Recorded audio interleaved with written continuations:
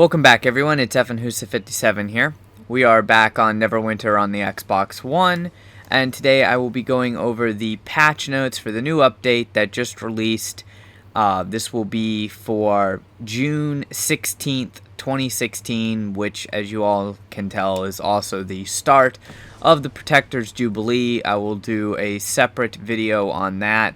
So this was a pretty big update. It was just under 3 gigs. It rebalanced a lot of things.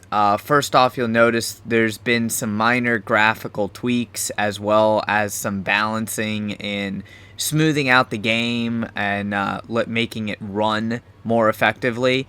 So that's a good thing.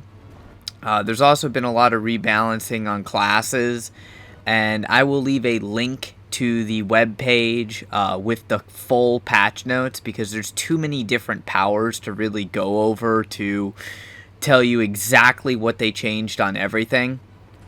First thing that you will notice is they did change the way the menu layout is. So now the store option is over on the left, the far left by character, which is a little bit weird. It's going to take a little bit to get used to. They changed the Lost Mouth set. A lot of people say it's a nerf. They didn't really nerf it, but this is what I find to be very, very weird with it. Basically, the set bonus for the Lost Mouth set is you do an additional hit for weapon damage on a critical hit.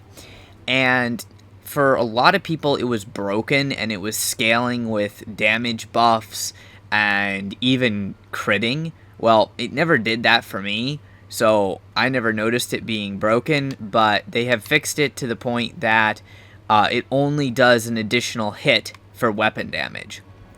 The good thing about that is they made it so that you can trade it in.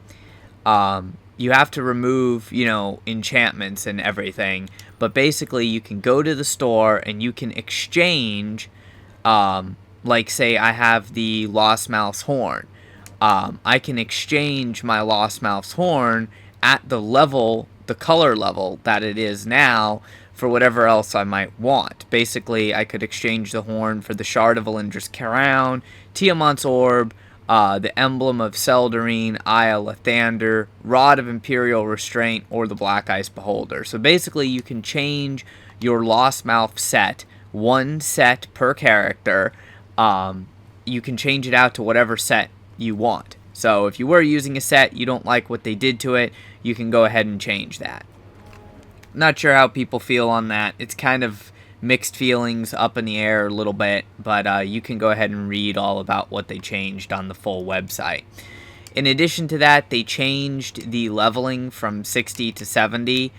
They got rid of the vigilance tasks, and they basically gave you new quests for the Elemental Evil campaign, which even for players who have played completely through the Elemental Evil quest line, you now have to redo the quests for Elemental Evil, the new ones, but you at least gain access to new boons. This entire campaign Elemental Evil tree, you gain access to these boons that you did not have access to before. So it is worth going through and redoing that quest line, or if you haven't done the quest line, you might as well do it because it's a lot easier. You don't have to wait for vigilance tasks anymore. You just start up the quest line and go from there. Plus, killing monsters over level 60, the XP that they give you has been greatly increased. So if you do want to do that quest line, you simply need to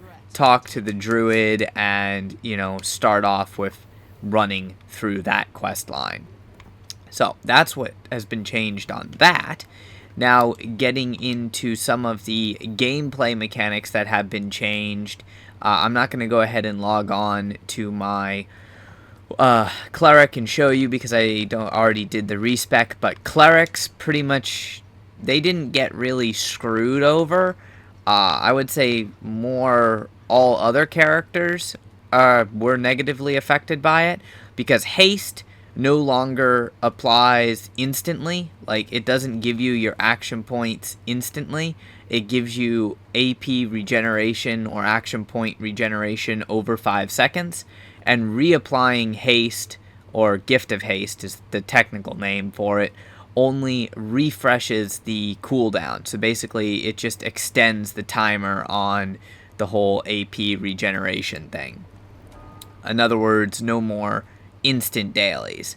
Other than that, clerics really weren't changed much. A couple of their powers now proc like they were supposed to, minor updates like that. Guardian fighters really didn't get changed a whole lot. They got a ton of different updates to them, a lot of changes to powers to make sure that they proc right and things along those lines, which was pretty awesome. The only class that got really screwed, I mean completely screwed, is the Paladin. And that's basically, they changed multiple things. They changed Divine Protector, now only last at max level to 6 seconds. And instead of reducing the damage that you take by 80%, it reduces the damage that you take by 50%. They also changed Binding Oath to when Binding Oath breaks, it'll only do a maximum amount of damage equal to your Paladin's HP. So that can be a little bit annoying. I'm going to have to do some testing on that before I update my Retribution build and see if it includes temporary hit points or not. They also changed Shield of Faith, just so you know, from a 24-second at max upgrade down to only a 12-second duration at max upgrade, and from a 50% damage resistance down to a 30% damage resistance. So basically, the Paladin, whether healer or protector, Oath of Devotion or Oath of Protection, pretty much got screwed. They did give you a little makeup gift. They gave all clerics and all paladins a free full respec token. Basically, for screwing you in the ass, they gave you a respec token. Not very happy with how they did that. Again, you can read the patch notes. They also kind of, again, fucked with professions and leadership. The rare tasks, like protect a diamond shipment, follow the map to an unknown location, and there's like 2 other ones that used to reward you with astral diamonds, no longer have the astral diamond reward. So the only astral diamonds that you can get from the leadership profession is the crate of astral diamonds, which is for your guild and literally of no use to your personal character. I don't know why they keep fucking over making diamonds, other than it's just a pure cash grab at this point. Now, the game is not unplayable for Paladins, but it is going to require a rework to the build, and you're definitely not going to be able to just walk through any dungeon you want with a permabubble anymore.